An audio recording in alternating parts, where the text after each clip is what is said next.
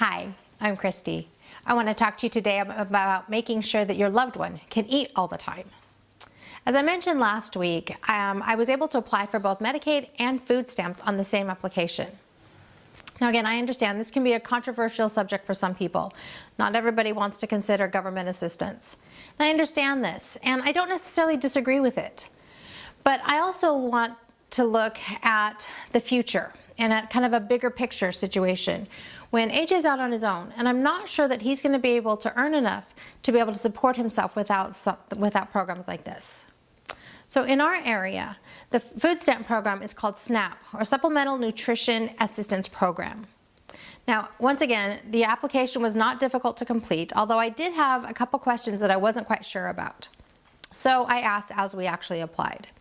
Had to have AJ sign for himself because he was the one actually applying. One of the questions I had was about current and expected income. Now, he's not working, so that's not really an issue, but he did get paid for that work assessment that he did over the summer. So I wasn't sure how to qualify that or how to put that down. And I was told that they actually look at the annual income. And so since this was just a small part of that, he was well under the annual limit, and so he did qualify. So phew, okay, looks like we're good to go and we're almost done with the process, and the gal goes, oh, wait a minute, we've got a problem here. Because AJ is still living at home with us, they have to include our income into the decision process as well.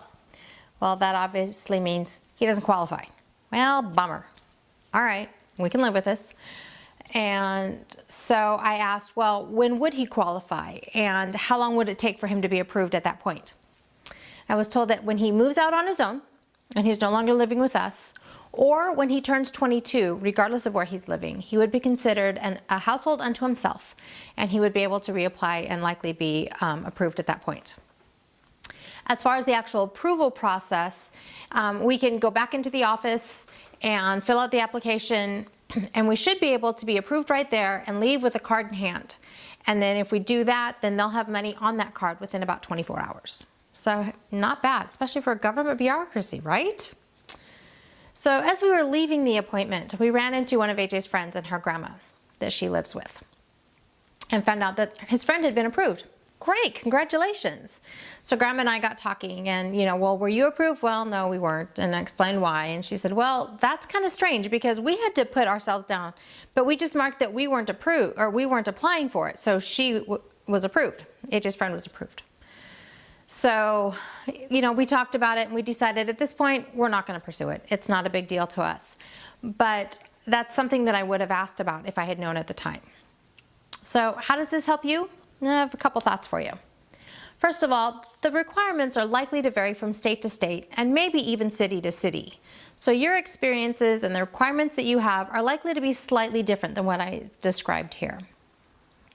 Another thing that I was warned of is to make sure that I answer everything completely honestly, because one of the fastest ways you can get into some pretty serious trouble is by providing information that is incorrect or flat out wrong. And a lot of the info that they get in our area, they actually can do online. And so they can find out pretty quickly if there are any discrepancies or any lies in the application process.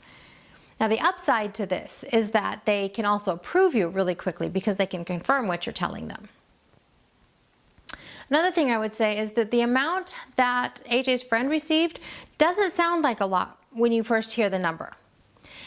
And the number that his friend got is probably not enough for him to live on his own at and have to buy all of his food for. But if it's being used as a supplement to what's already being provided, it's not an insignificant amount. And I suspect that if he's living on his own, the amount that he receives would actually be higher than the amount that we were told.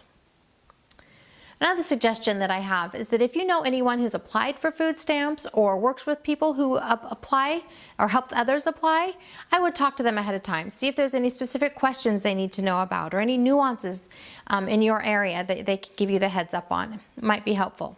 Again, if I had known some of this nuance about how to include our income or not include it, I would have asked about that as we were applying.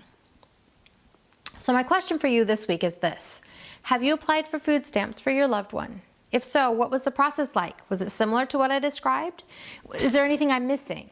I'd love to hear your suggestions or any other comments you have. You can leave them below, or you can leave them over at my website at www.havenofhopeforme.com.